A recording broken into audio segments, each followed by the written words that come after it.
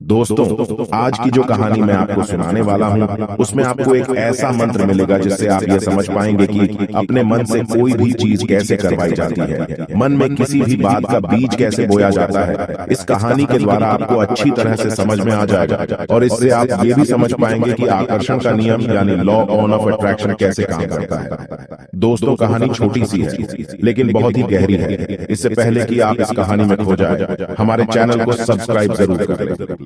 एक बार की बात है, एक आदमी के जीवन में सिर्फ दुख ही दुख थे। वह जो भी काम करता उसका वह काम पूरा नहीं होता। घर में आता तो घर में हमेशा क्लेश बना रहता। वह किसी से भी मदद मांगता तो कोई भी उसकी मदद नहीं करता। ऐसा लगता था कि चारों ओर से दुखों का पहाड़ उसी पर टूट पड़ा है।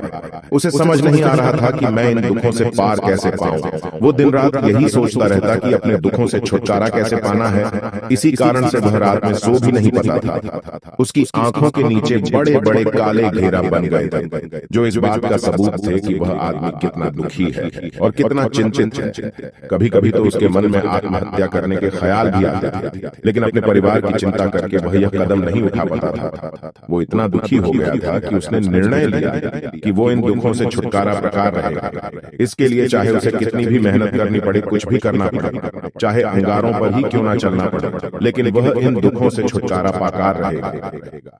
एक दिन उसने अपने मित्र से पूछा कि मैं अपने जीवन को कैसे सुधारूं। उसके मित्र ने उसे बताया कि तुम किसी बाबा के पास जाओ। बाबाओं के पास ऐसा मंत्र होता है जिससे सारे दुख मिट जाते हैं, जीवन खुशियों से भर जाता है और धन संपदा भी हासिल हो जाती है। तुम किसी ऐसे बाबा को ढूंढ लो, बस तुम्हारा काम बन जाएगा। उस आदमी के मन में ये बात पूरी अच्छी तरह से बैठ गई कि कोई बाबा ही मेरा दुख दूर कर सकता है। इसलिए उसे किसी भी बाबा के बारे में पता चला तो वह उस बाबा के पास पहुंच जाता, उस बाबा को अपनी परेशानी बताता और उससे उसका समाधान पूछता और कहता, बाबा मैं कुछ भी करने के लिए तैयार हूं, लेकिन मेरी इन समस्याओं से मुझे छुटकारा दिला दीजिए। आप जो कहेंगे वो मैं करने को तैयार हूं, लेकिन आप मेरे जीवन को सुधार दीजिए। बाबा उसे कुछ उपाय बता देते हैं और बदले में उससे दान दक्षिणा ले लेते हैं, और यह उपाय करने के बाद तुम्हारे घर में सुख शांति बनी रहेगी। बस इस उपाय को पूरी विधि के साथ करना। वह आदमी पूरी विधि के साथ उन उपायों को करने लगा, लेकिन बहुत उपाय करने के बाद भी उसके जीवन में कुछ बदलाव नहीं आया। इसके विपरीत उसका जीवन और ज्यादा दुखी हो गया। जो बाबा ने उसे उपाय बताए थे वह बदले में उससे दान दक्षिणा लेता था, जिससे उसका धन भी धीरे धीरे समाप्त हो रहा था। इससे उसके जीवन में दुख और ज्यादा बढ़ गया। तब उसे लगा कि बाबाओं के पास जाने से तो मेरे जीवन में दुख कम होने की बजाय बढ़ते ही जा रहा है, तो मुझे क्या करना चाहिए? बाबाओं के पास जाऊं या ना जाऊं?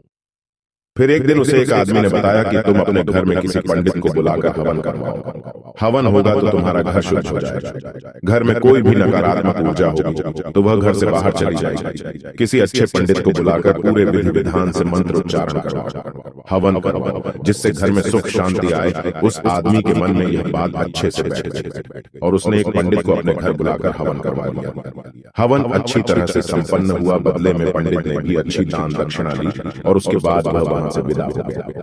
लेकिन कुछ दिनों के बाद उस आदमी ने महसूस किया कि उसके जीवन में अब भी कोई बदलाव नहीं आया है। अब वो आदमी पूरी तरह से दुखी हो गया, ज्यादा परेशान हो गया। अब तो उसे लगता था कि मेरे जीवन में दुख कभी खत्म नहीं होंगे। यही सोच सोचकर उसका बुरा हाल हो गया। फिर एक दिन उसे अपने मित्र से एक ऐसे बाबा के बारे में पता चला जो समाधान बताने के लिए कोई दान दक्षिणा नहीं लेता था। उस आदमी को लगा कि ये बाबा दूसरे बाबाओं की तरह नहीं है, क्योंकि यह दान दक्षिणा तो लेता ही नहीं, और अगर दान दक्षिणा नहीं लेता तो सच में ये कोई सिद्ध बाबा होगा। यही सोचकर वह उस बाबा के पास पहुंच जाता है। जब वो आदमी वहां पर पहुंचता है तो वो बाबा ध्यान में बैठे हुए थे।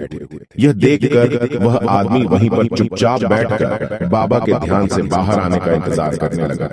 थोड़ी ही देर बाद बाबा ने आंखें खोली तो सामने एक दुखी और परेशान युवक को देखा। बाबा उसकी आंखों के नीचे काले घेरे देखते ही समझ गए कि आदमी अपने जीवन से कितना परेशान है। उसे संबोधित करते हुए बाबा ने पूछा कि बच्चा, क्या चाहते हो? बाबा के पास क्या लेने आए हो? उस आदमी ने कहा कि बाबा, मैं अपने जीवन से बहुत ज्यादा परेशान हूँ। मैंने अपने दुखों को दूर करने के लिए बहुत सारे रास्ते अपनाए, हर वो तरकीब करके देखा जो किसी बाबा ने मुझे बताई, हर वह काम किया जो किसी भी इंसान ने मुझे करने को कहा, लेकिन मेरे जीवन के दुखों में कोई कमी नहीं आई। बाबा, इसके विपरीत मेरे जीवन में दुखों में बढ़ोतरी हो गई। मुझे समझ नहीं आ रहा कि मैं क्या करूं। कभी कभी तो मैं सोचता हूं कि आत्महत्या कर लूं, लेकिन अपने परिवार के बारे में सोचकर मैं ये कदम नहीं उठा पाता। मैंने आपके बारे में बहुत सुना है और बहुत उम्मीद के साथ आपके पास आया है। कृपया मुझे कोई ऐसा मार्ग बताएं जिससे मुझे अपने दुखों से छुटकारा मिल जाए। मैं अपने दुखों से छुटकारा पाने के लिए कुछ भी करने को तैयार हूं। आप मुझे कोई भी रास्ता बताएं, चाहे वो रास्ता कितना भी कठिन क्यों ना हो, मैं उसको पार करके रहूंगा। बाबा ने महसूस किया कि ये आदमी तो सच में ही बहुत परेशान है। बाबा ने उसकी बात सुनकर कहा कि बच्चा, दुखों को दूर करने के लिए मंत्र ऐसे ही नहीं मिलते। मंत्र पाने के लिए कुछ करना पड़ता है। तुम कुछ कर सकते हो। यह सुनकर पहले तो उस आदमी ने सोचा कि ये बाबा मुझसे दान दक्षिणा ही मांगेंगे, लेकिन और कोई रास्ता ना पाकर उस आदमी ने कहा, बाबा, आपको जितनी भी दान दक्षिणा चाहिए मैं देने के लिए तैयार हूं, लेकिन आपका मंत्र सच्चा होना चाहिए, वो पूरा होना चाहिए, उसका फल मुझे मिलना चाहिए। उसके बाद आप जो भी दान दक्षिणा लेना चाहेंगे मैं वो दे दूंगा। बाबा ने कहा कि दान दक्षिणा तो बहुत छोटी सी चीज है, मुझे दान दक्षिणा नहीं चाहिए। इस पर वो आदमी सोच विचार करके बोला, बाबा, मैं अंगारों पर भी चलने को तैयार हूं, बस आप मुझे आज्ञा दीजिए। बाबा ने कहा कि अंगारों पर चलने वाली छोटी चीज मैं तुमसे नहीं करवाने वाला। मैं जो तुमसे करवाने वाला हूं वह बहुत कठिन मंत्र है, तुम उसे पूरा कर पाओगे। उसने कहा, बाबा, आप मुझे बताइए तो सही, मुझे करना क्या होगा?